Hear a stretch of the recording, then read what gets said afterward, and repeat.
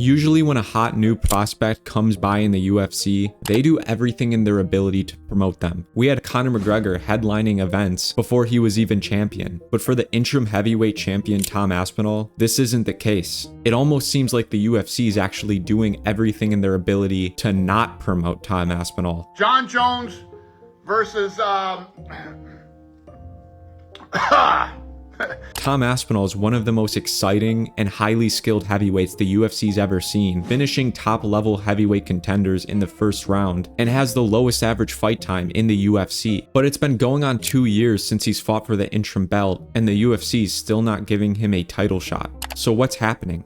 To further understand this, we're going to have to go back to November 11th, 2023, where this all started. Heavyweight champion Jon Jones was booked to fight Stipe Miocic for this date as his first heavyweight title defense, but Jon Jones got injured, he pulled out of the fight, and as a replacement for this fight, they made a matchup between Tom Aspinall and Sergey Pavlovich for the interim heavyweight title. But before we go any further, for those who don't know, an interim UFC belt is a temporary title awarded in combat sports like mixed martial arts and boxing when the current champion is unable to defend their title due to injury, medical issues, or other circumstances. It's a placeholder belt, and the winner of the interim title eventually fights the original champion to unify the titles. This information is going to be very important as we go on, but Tom Aspinall beats Sergey Pavlovich in the first round and becomes the interim heavyweight champion. But the UFC still decides to rebook Jon Jones versus Stipe Miocic, which to a lot of MMA fans was not the fight we wanted. Stipe Miocic hadn't fought since 2021, where he lost his title to Francis Ngannou by second round knockout. Stipe Miocic was 42 years old going into this rebooked fight, and everyone wanted to see Tom Aspinall versus Jon Jones, the interim champion, fighting the undisputed champion, but the UFC went on with this fight a year later. But in the meantime, Aspinall defended his interim title against Curtis Blades just to stay active. Defending an interim title almost defeats the entire point of being interim champion, but because of the situation that's going on, it was Aspinall's only choice. But during the build-up, the talks about Aspinall heat up. Reporters and people online asked Jon Jones about the Tom Aspinall fight and if he would fight Tom Aspinall, and this is when Jon Jones pretty much makes every excuse in the world on why he shouldn't fight Tom Aspinall. He says Tom Aspinall's an asshole and doesn't want to do business with him. He even avoided interviews that he thought Tom Aspinall would be brought up in. Hey,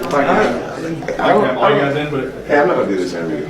You don't want to do it? No, because it's gonna be an Aspinall fest. I'm not gonna. Let's go. He was bringing up fighters like Alex Pereira, who he wanted to fight instead of Tom Aspinall. Even fighters like Derek Lewis, who were nowhere even near the title picture. But the obvious next fight was Tom Aspinall, and that's the fight Dana White said was next after Jon Jones beat Stipe Miocic at UFC 309. But that was in November 2024. It's now almost June 2025, and there's still no word of the fight. Behind the scenes, while the fight's trying to get made, there was talks of Jon Jones asking for an exorbitant amount of money, like $30 million. I think it's going to be Aspinall. I think they're trying to come to some sort of an agreement.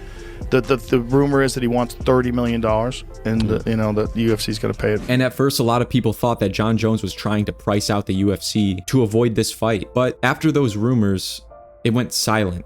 And a lot of people suspect that the UFC met the number of Jon Jones. In the beginning of 2025, Tom Aspinall said he agreed to the fight, and it's on Jon Jones's terms on whether he wants to accept it. And the UFC are on board with this. I will absolutely fight anyone in a heartbeat. I'm ready to go. I want to be as active as possible. I want to get as many big fights with as many big guys as possible. Not here to turn anyone down. Not here to be a diva. Not here to get more money. I'm here to be exciting, to do what I love, and to go out there and finish guys. And that is what I absolutely want to do. But right now, it is not me holding up this division. Let's get it moving. So the UFC met Jon Jones' number, and Tom Aspinall is willing to fight him. That just means Jon Jones doesn't want to fight Tom Aspinall. But as this year's been going on, we've heard absolutely nothing from this fight. Jon Jones is doing everything other than training for a UFC title fight, while Tom Aspinall is sitting on the sidelines, wasting his prime, waiting on Jon Jones to either retire or fight him. And the UFC is doing nothing about this because they don't have to do anything about this. The UFC is holding on for dear life, trying to make this Jon Jones fight happen and just hoping that he'll eventually change his mind and fight Tom Aspinall sometime later in the year. But as things are looking now, it just seems like Jon Jones doesn't want this fight. You are still active.